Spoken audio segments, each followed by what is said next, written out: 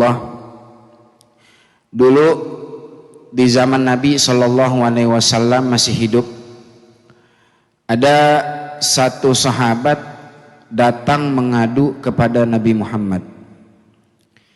Ini rajul, ini sahabat laki-laki, dia cerita, dia curhat, dia ungkapkan isi hatinya kepada Nabi besar Muhammad Shallallahu Alaihi Wasallam. Dia bilang begini, Bapak Ibu, ya Rasulullah, innaka la ahabbu ilayya min nafsi. Sungguh engkau lebih aku cintai ketimbang diriku. Jadi ini sahabat punya cintanya dia kepada Nabi lebih besar daripada cinta dia kepada dirinya sendiri. Kita tahu pasti diantara kita masing-masing kita cinta kepada diri kita masing-masing. Nggak mau diri kita tersakiti dan lain sebagainya. Tapi ini sahabat dia punya cinta luar biasa sama Nabi. Gak nyampe di situ nih sahabat bilang lagi, ya Rasulullah, innaka la ahabbu ilayya min waladi. Engkau lebih aku cintai ketimbang anak-anakku. Dia punya anak di rumah, kalah cintanya dengan cinta dia kepada Nabi Muhammad Sallallahu Alaihi Wasallam. Ini mah kalau bocah zaman sekarang ya bilangnya mungkin bucin kali ya. Budak cinta apa namanya? Budak cinta. Man bucinnya bocah sekarang mah kan bucin sama perempuan.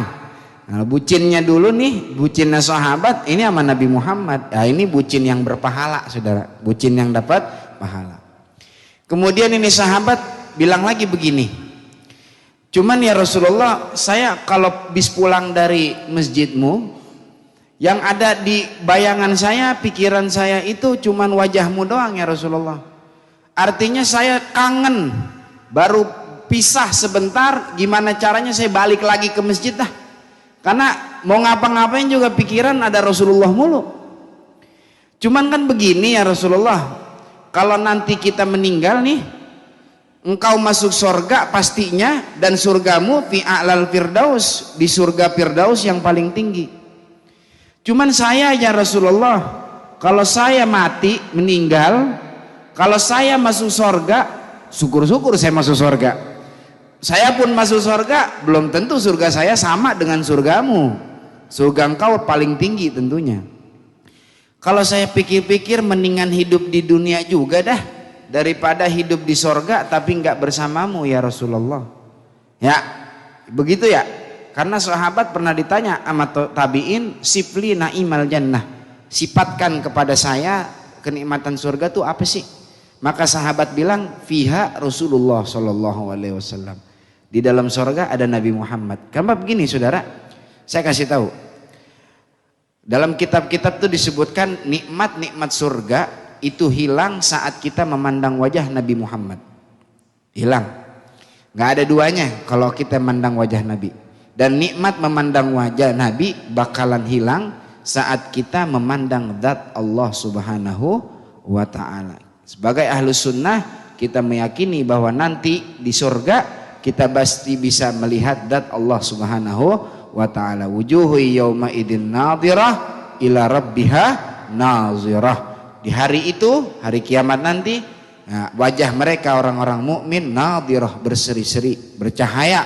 Kenapa? Ila rabbihim nazirah, memandang kepada wajah zatnya Allah Subhanahu wa Ta'ala. Ini sahabat habis cerita begini, Nabi diem, nggak banyak ngomong. Nabi diam 1000 bahasa. Fanazala Jibril alaihissalam, turun malaikat Jibril nyampein, ya Muhammad, rabbuka yukri'ukas salam, Tuhanmu kirim salam. Katakan kepada laki-laki yang tadi curhat, apa? Wa may yuti'illaha wa rasulahu fa ulaika ma'alladzina an'amallahu 'alaihim minan nabiyyina was-siddiqina wasyuhada'i was-shalihin. Siapa orang yang taat kepada Allah dan taat kepada Rasulullah, maka mereka bersama orang-orang yang Allah berikan nikmat. Siapa mereka? Minan nabiyyin, para nabi, was-siddiqin, para siddiqin, para wali, wasyuhada, para syuhada, was-shalihin, dan para orang-orang soleh. Ini sahabat turun ayat begitu dia girang saudara. Kenapa? Syaratnya sama Nabi di sorga 2. Satu, wa mayyutiillah, taat sama Allah. Yang kedua, wa rasulah, taat sama Nabi Muhammad sallallahu alaihi wasallam. Jadi Pak, Bu, gak mesti jadi orang kaya dulu buat nemenin Nabi di sorga. Gak mesti ganteng dulu, glowing dulu muka untuk nemenin Nabi di sorga. Kalau begitu kesian yang jelek, kesian yang miskin, dia gak bisa nemenin Nabi kan. Maka syaratnya cuma dua, taat sama Allah dan taat pada Rasulullah. Apa maksud saya sampaikan cerita ini di awal? Begini, pada malam hari ini kita duduk di masjid ini, kumpul pada diri kita dua perkara tersebut. Taat kepada Allah, taat kepada Rasul. Bagaimana taat kepada Allah? Kita buktikan kita sholat isya berjamaah. Dan taat kepada Rasulullah, kita nggak pulang langsung habis sholat isya. Ngapain? Qiyamul Ramadan. Atau kita laksanakan sholat tarawih. Maka malam hari ini kumpul dua perkara tersebut pada diri kita. Mudah-mudahan istiqomah, dan nanti mudah-mudahan di hari kiamat di sorga bersama Nabi Muhammad sallallahu alaihi wa ala alihi wa sahbihi wasallam. Ma'asyiral muslimin yang dimuliakan Allah subhanahu